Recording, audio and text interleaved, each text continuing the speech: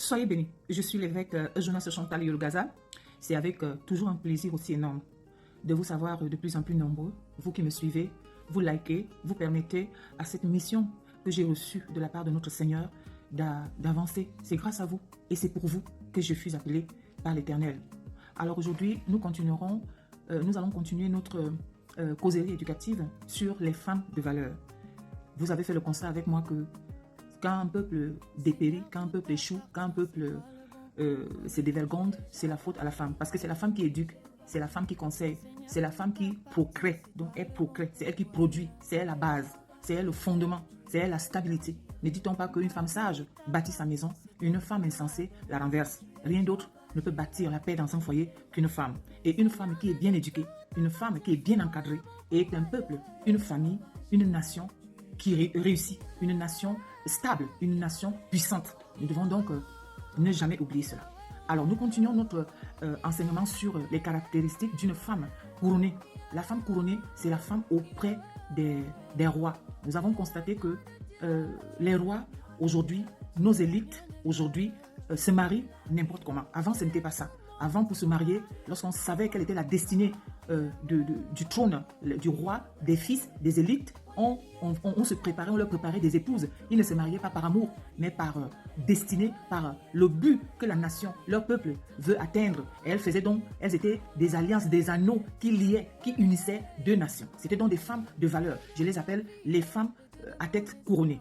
Je vais déjà vous expliquer que nous allons échanger. J'aimerais justement que vous likez, vous partagez et surtout que vous donnez votre avis parce que, comme je l'ai dit, c'est une causerie éducative. Votre connaissance est attendue parce que ce que vous direz va aider une femme, une famille à être délivrée. Une femme couronnée, c'est une femme qui a épousé un roi, une femme au pied d'un roi, d'une élite, d'un conducteur, d'un leader, d'un dirigeant, quel que soit le niveau.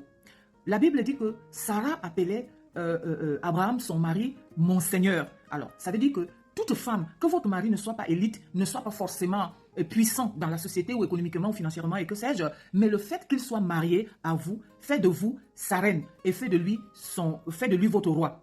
Proverbe chapitre 12 au verset 4 dit que la femme vertueuse est la couronne de son mari. La femme vertueuse est la couronne de son mari. Donc, toute femme mariée est la couronne de son mari. Tout homme qui n'est pas marié est détrôné, donc n'a pas de couronne sur la tête. Et c'est pour cela, j'ai dit, lorsqu'on mourait célibataire, on était enterré un Jean-Jean. Et lorsqu'on mourait sans enfant, on était enterré un Jean-Jean. Nous allons aller progressivement. Maintenant, la femme couronnée, parce que la femme couronnée, qui est la couronne de son mari, qui fait la gloire de son mari, la femme vertueuse. C'est quoi donc le contraire de la vertu? Le contraire de la vertu, c'est la femme mauvaise, la mauvaise femme. C'est le mal, le contraire de la vertu, c'est le mal. Le contraire de la vertu, c'est la femme dévergondée, débauchée, dépravée, libertine, vicieuse. N'avez-vous pas constaté qu'aujourd'hui, les femmes qu'on nous présente, ce sont ces femmes vicieuses, dépravées, débauchées et dévergondées. Or, la femme non vertueuse détrône, découronne son mari. Est-ce que ce n'est pas pour cela aussi qu'il y a beaucoup d'échecs dans la société, beaucoup d'échecs au milieu de nos leaders, de nos politiques, de nos dirigeants, que ce soit à l'église et que ce soit dans notre société économiquement et autres? Est-ce que ce n'est pas pour cela aussi que tout va mal? Parce que lorsqu'un homme choisit mal sa femme, il voit sa couronne piétiner ou jeter dans la boue. Et malheureusement, quand nous constatons, nous regardons la société, ce que nous subissons aujourd'hui, ce sont ces femmes dépravées, dévergondées. À savoir, ce sont celles entre guillemets qu'on appelle aujourd'hui les influenceuses.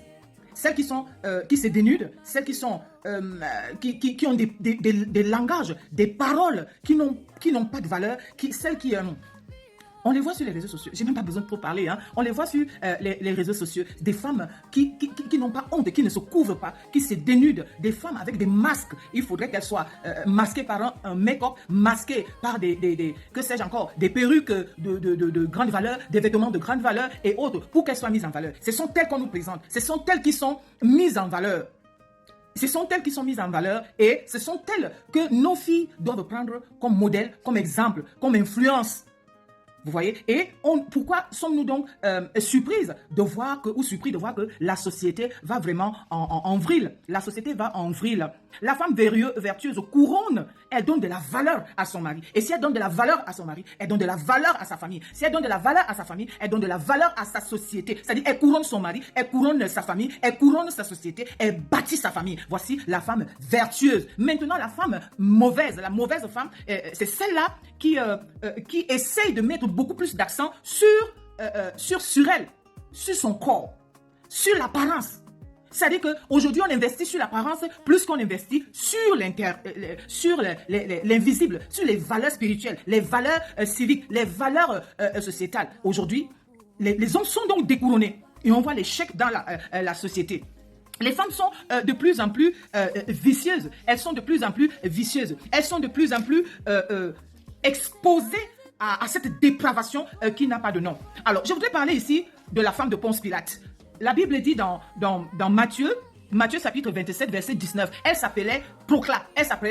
C'était la femme de Ponce Pilate. C'était la femme du préfet. C'est lui qui était le juge. C'est lui qui devait avoir le dernier mot sur la condamnation ou non de Jésus-Christ. Et la Bible dit que cette femme était une femme de prière. Elle suivait Jésus. Elle était une femme de vision. Elle était visionnaire. Je vous avais dit aussi que les femmes des grands doivent être des femmes, sont la plupart du temps les femmes spirituelles, sont les femmes de prière, sont les femmes visionnaires. Et cette femme, Procla, la femme de Ponce Pilate, était une femme visionnaire. Et pendant la nuit, elle a eu une vision.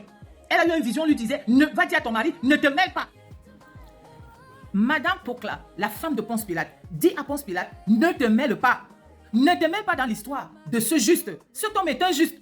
Enlève ton corps, enlève ta main. Lave-toi. C'est elle qui a même conseillé Ponce Pilate à se laver les mains. Vous vous rendez compte? Est-ce que si cette femme n'avait pas été une femme spirituelle, nous ne serions pas aujourd'hui en train de servir le Seigneur Jésus? Ponce Pilate se serait opposé radicalement et catégoriquement à sa mise à mort. Il aurait pu. Il se serait opposé puisque plusieurs fois, il a demandé à Jésus de se justifier. Il voulait libérer Jésus-Christ. Mais sa femme est venue lui dire dans les rêves, ne faut pas te mêler. Laisse-les juger et condamner et tuer leur personne. Ne te mêle pas. Vous vous rendez compte? Une femme de préfet, une femme de juge, visionnaire, pas celle qui passe leur temps à entretenir que leur apparence. Lorsque vous êtes la femme, une femme de roi, une femme d'élite, une épouse, vous devez beaucoup plus cultiver vos valeurs, cultivez votre spiritualité, priez, jeûnez, parce qu'une femme qui couronne son mari, elle couronne sa famille, ses enfants, elle couronne la société. Elle sauve comme cette femme de Ponce Pilate. Elle couronne et elle sauve. Cette femme a sauvé. Et lorsqu'on sauve cette famille, lorsqu'on sauve, une femme sauve donc et réussit à donner la valeur, le pouvoir, parce que la couronne, c'est le règne, c'est la valeur, c'est la femme qui donne le règne à l'homme, c'est la femme qui oriente, qui donne la puissance du règne à l'homme. Et lorsqu'elle y parvient, alors nous arrivons dans Proverbe chapitre 31, où elle est louée aux portes. Elle n'est pas louée à cause de son make-up, elle n'est pas louée parce qu'elle insulte sur les réseaux sociaux, elle n'est pas louée parce qu'elle s'affiche avec des vêtements de grande valeur. Je ne suis pas contre ça, hein. Elle n'est pas louée à cause de son bavardage à longueur de journée. Elle est louée parce qu'elle a créé des hommes et femmes de valeur, ses fils. Elle a su donner le règne à son mari. Elle a su donner des véritables conseils à son mari. Et son mari a pu gérer les choses de manière puissante. C'est ça. Donc, cette femme Procla, c'était elle qui était aujourd'hui, qui est aujourd'hui notre message, notre enseignement. Et nous reviendrons sur une autre femme de roi qui s'appelait Jézabel. Nous reviendrons la prochaine vidéo sur Jézabel. Surtout ne manquez pas. Soyons donc les femmes de valeur. Soyons des femmes qui couronnent leur époux. Soyons des femmes vertueuses et non des femmes dévergondées. Et non des femmes vicieuses. Et non des femmes dépravées qui marchent nues, qui s'affichent nues, qui ne sont femmes que parce qu'elles tournent les fesses, qui ne sont femmes que parce qu'elles portent les mèches, qui ne sont femmes que parce qu'elles mettent de make-up, qui ne sont femmes que parce qu'elles insultent, qui ne sont femmes que parce qu'elles affichent n'importe quoi. Notre société est malade. Nous ne sommes pas des femmes parce que nous portons un tissu pagne. Nous ne sommes pas des femmes qui couronnons la société et nos fils et nos filles parce que nous avons la journée du 8 mars. Nous sommes femmes parce que nous restons des femmes qui nous armons des armes offensives et défensives, les armes spirituelles de la parole de Dieu pour protéger nos enfants. Et lorsqu'on a un certain âge, lorsqu'on a déjà des enfants, on ne peut plus être la priorité des priorités. Ce qui est notre priorité maintenant, ce sont nos fils. C'est ce que nous devons bâtir. C'est ce que nous devons laisser comme témoignage. Aujourd'hui donc, c'était ça. Dites-moi aussi en commentaire, dites-nous en commentaire, pour vous, la femme de valeur, la femme vertueuse, c'est laquelle? Quelles sont ses valeurs? Quel est son rôle dans la société? Quel est son rôle dans la famille? Quel est son rôle auprès de l'élite? Parce que c'est elle qui parle à l'oreille. C'est elle qui parle à l'oreille de notre élite. C'est elle qui parle à l'oreille de nos ministres. C'est elle qui parle à l'oreille de nos pasteurs. Bien sûr, il faut qu'elle soit écoutée. Alors, veuillez partager, veuillez regarder et regarder, liker et surtout dites-nous en commentaire, pour vous, quel est le témoignage que vous avez vécu dans la Bible ou chez vous d'une femme de valeur, une femme vertueuse. Soyez bénis.